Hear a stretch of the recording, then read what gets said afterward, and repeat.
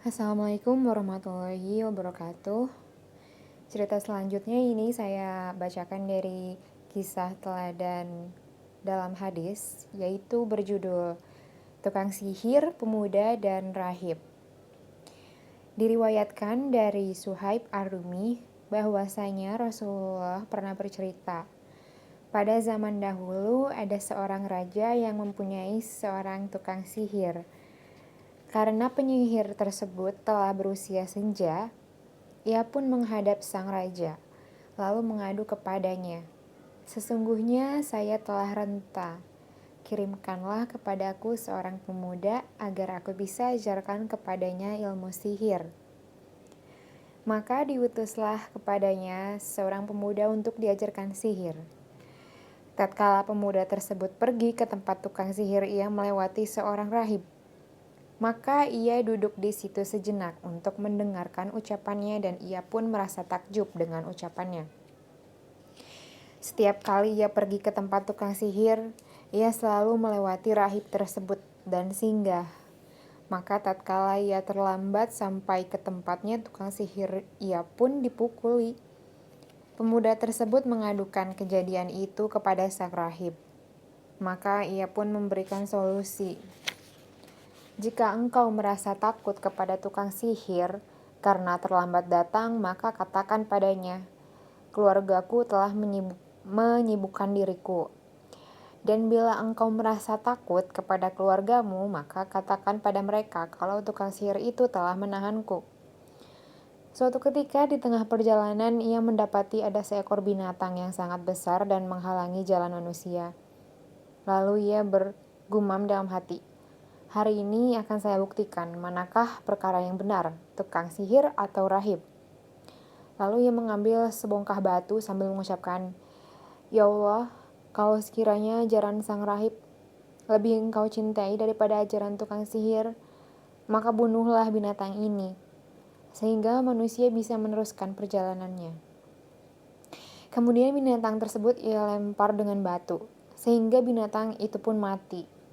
Akhirnya manusia bisa melewatinya. Lantas cepat-cepat ia mendatangi rahib lalu menceritakan semua kejadian itu.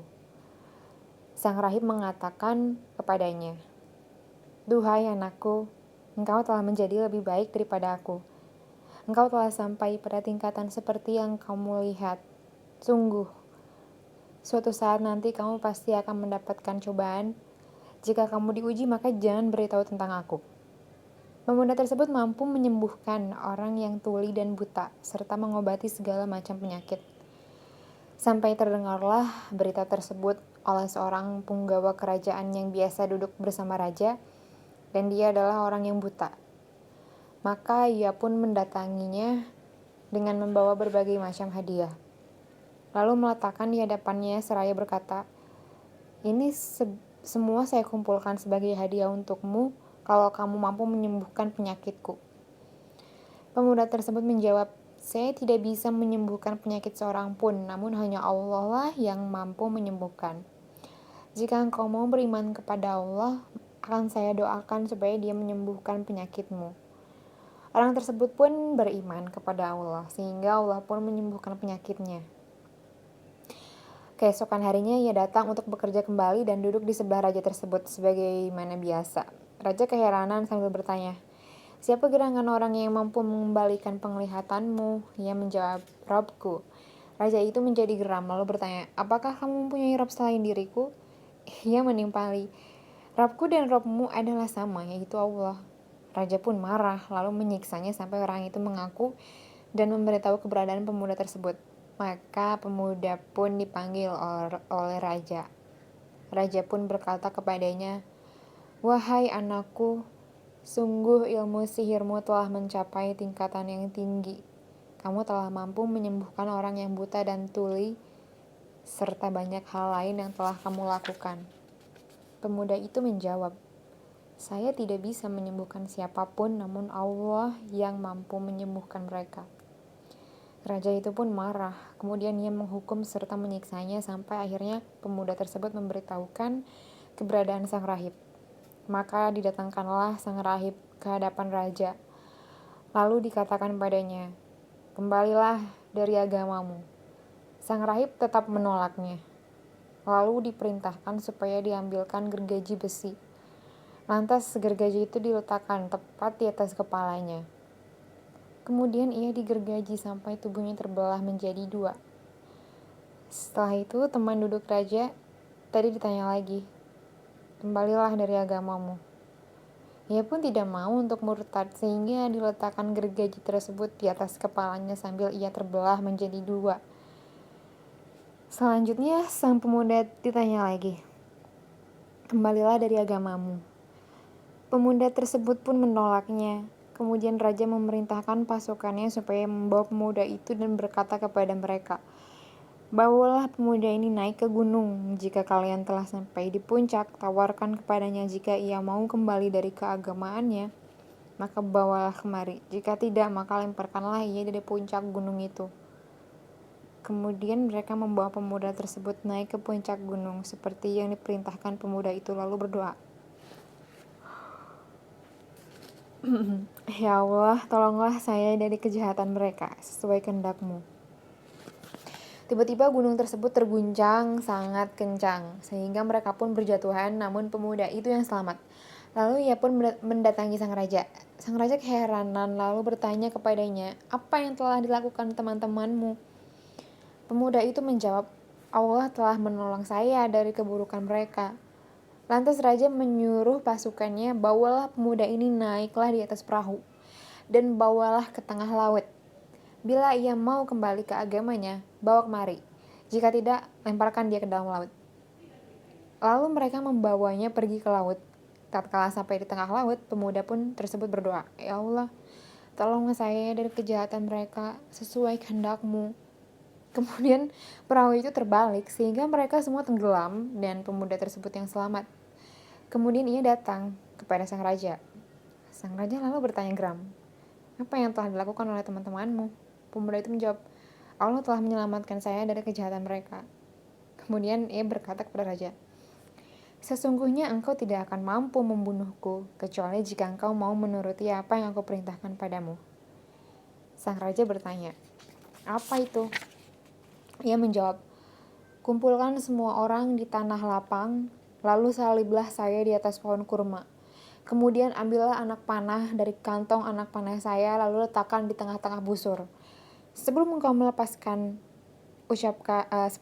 melepasnya, ucapkan dengan nama Allah, Rabbul Gulam atau Rabbnya pemuda, lalu lepaskan anak panahnya padaku. Maka kalau kamu menuruti saran aku, kamu pasti mampu membunuhku." Akhirnya ia menuruti perintahnya.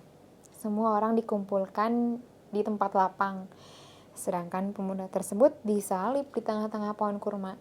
Sang raja mengambil anak panah dari kantong pemuda, lantas meletakkan di tengah busur sambil mengucapkan dengan nama Allah, Rabbnya Gulam, pemuda. Kemudian sang raja melepaskan anak panahnya, tepat mengenai pelipis pemuda tersebut. Pemuda itu meletakkan tangannya di pelipis tadi, setelah itu ia pun meninggal. Maka orang-orang saling serempak mengatakan, "Kami beriman kepada Allah Rabbnya Gulam." Kejadian itu akhirnya disampaikan kepada sang raja, lalu dikatakan kepadanya, "Engkau telah mendapati apa yang engkau khawatirkan. Sungguh demi Allah, telah sampai waktumu. Apa yang engkau takuti manusia telah beriman kepada Allah." Sang raja murka besar lalu menyuruh pasukannya untuk membuat tungku besar bawahnya lebar namun mulutnya menyempit. Setelah itu tungku tersebut dibakar dengan api yang menyala-nyala. Sang raja mengancam, "Barang siapa yang tidak mau kembali ke agamanya, maka akan saya masukkan ke dalam tungku api ini." Atau dikatakan kepadanya, "Masukkan mereka satu persatu." Lalu mereka semua orang-orang itu dimasukkan ke dalam tungku tersebut. Sampai pada giliran seorang perempuan yang menggendong anaknya, ibu itu merasa ragu, lalu berhenti sejenak. Namun anaknya berkata padanya, "Duhai ibuku, sabarlah. Sesungguhnya engkau berada di atas kebenaran." Oke. Hadis ini diambil dari Sahih Muslim.